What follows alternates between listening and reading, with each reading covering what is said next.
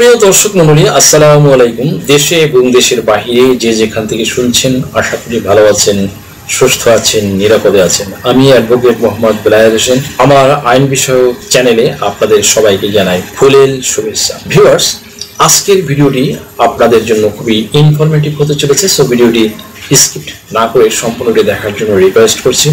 আরও রিকোয়েস্ট করছি, চ্যানেলে যারা নতুন, চ্যানেলটি লাইক, শেয়ার, কমেন্টস এবং সাবস্ক্রাইব করে পাশে থাকা বেল আইকনটি প্রেস করে দিন, যাতে পরবর্তী ভিডিওর নোটিফিকেশনটি খুব সহজেই পেয়ে যান। তাহলে আর সময় নষ্ট না করে শুরু করা যাক। Let's get begin. সুপ্রিয় দর্শক মণ্ডলী, আজকে দুর্দান্ত একটি টপিক নিয়ে আপনাদের সামনে আলোচনা করব। টপিকটি হলো হেবা কি, দান বা হেবা করা সম্পত্তি কি ফেরত নেওয়া যায়, দান বা হেবার নিবন্ধন বা রেজিস্ট্রেশন কিভাবে করবেন। সুপ্রিয় দর্শক মণ্ডলী, মুসলিম আইন অনুযায়ী কাউকে সম্পত্তি দান করার প্রক্রিয়াকে দান বা হেবা বলে। পক্ষান্তরে সম্পত্তি হস্তান্তর আইন 1882 এর আওতায় যে কোনো ধর্মাবলম্বী ব্যক্তি তার সম্পত্তি দান করতে পারেন, যা গিফট বা দান হিসেবে পরিচিত।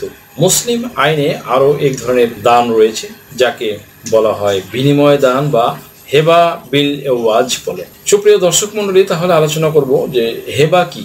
হেবা হচ্ছে যে মুসলিম আইনে দানকে বেসিক্যালি হেবা বলা হয় যখন কোনো একজন ব্যক্তি তার সম্পত্তি অন্য ব্যক্তির কাছে কোনো প্রকার বিনিময় ছাড়াই অবিলম্বে হস্তান্তর করেন এবং শেষোক্ত ব্যক্তি বা তার পক্ষে অন্য কেউ তা গ্রহণ করেন, তখন সেই সম্পত্তির হস্তান্তরকে হেবা বা দান হিসেবে অভিহিত করা হয় বা আখ্যায়িত করা হয়, বা এটাকে দান বলা যায়।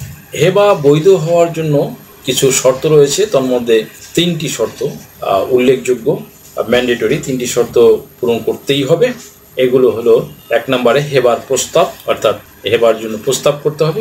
2 নম্বরে গ্রহীতার সম্মতি, দ্যাট মিনস যিনি হেবা গ্রহণ করবেন তার মতামত থাকতে হবে। ও দখল হস্তান্তর, দ্যাট মিনস আপনি হেবা করলেন বা দান করলেন, কিন্তু তাকে সে জায়গাটি তাকে বুঝিয়ে দিলেন, এটা হলো দখল হস্তান্তর।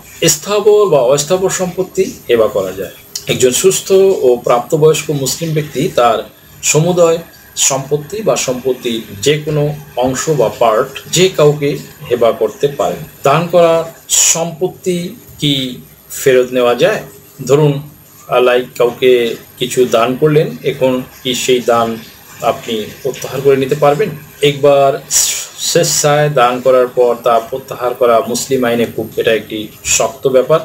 মুসলিম আইনের 167 ধারায় DF মোল্লা দান বাতিল সম্পর্কে বলা হয়েছে। ওই ধারার 1 উপধারা অনুসারে দখল প্রদানের আগে যে কোনো সময়ে দাতা কর্তৃক হেবা বাতিল করা যেতে পারে, কারণ দখল প্রদানের আগে দান আদৌ সম্পূর্ণ হয় না। সো দান বা হেবা বাতিল করতে হলে বা তা দখল অর্পণের আগেই করতে হবে। 2 উপধারায় বলা হয়েছে দখল অর্পণের পরে দান বাতিল করা যেতে পারে, তবে সেসব ক্ষেত্রে আদালতের ডিক্রি ম্যান্ডেটরি। আদালত, দ্যাট মিনস আদালত থেকে রায় এবং ডিক্রি নিতে হবে। তবে কিছু কিছু ক্ষেত্রে দখল অর্পণের পরে দান প্রত্যাহার করা আর সম্ভব নয়। সেই অবস্থাগুলো হলো: ক, স্বামী কর্তৃক স্ত্রীকে এবং স্ত্রী কর্তৃক স্বামীকে যখন কিছু দান করা হয়।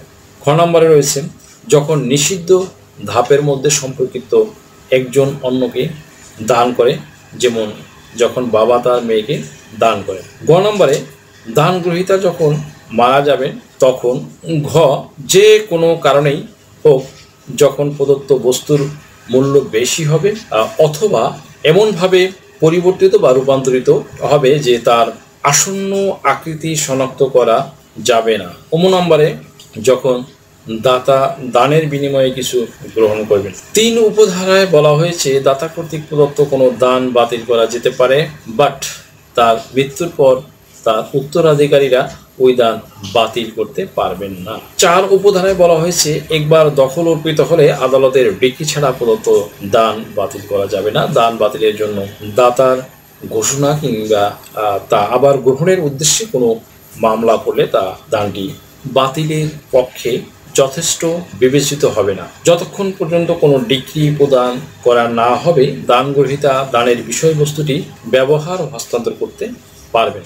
হিন্দু আইনের দান একবার আইনত সম্পন্ন হয়ে গেলে তার বাতিল বা ক্যান্সেল করা যায় না। তবে দান গ্রহীতা যদি প্রতারণা করেন কিংবা অবৈধ প্রতিপত্তির মাধ্যমে দানের দলিল অর্জন করেন, যদি পাওনাদারকে ধরুন যদি সে পাওনাদারকে ঠকানোর উদ্দেশ্যে দান করা হয়, সেক্ষেত্রে ওই দান বাতিল বা বাতিলযোগ্য বলে গণ্য হবে। দান বা হেবার নিবন্ধন কিভাবে করবেন?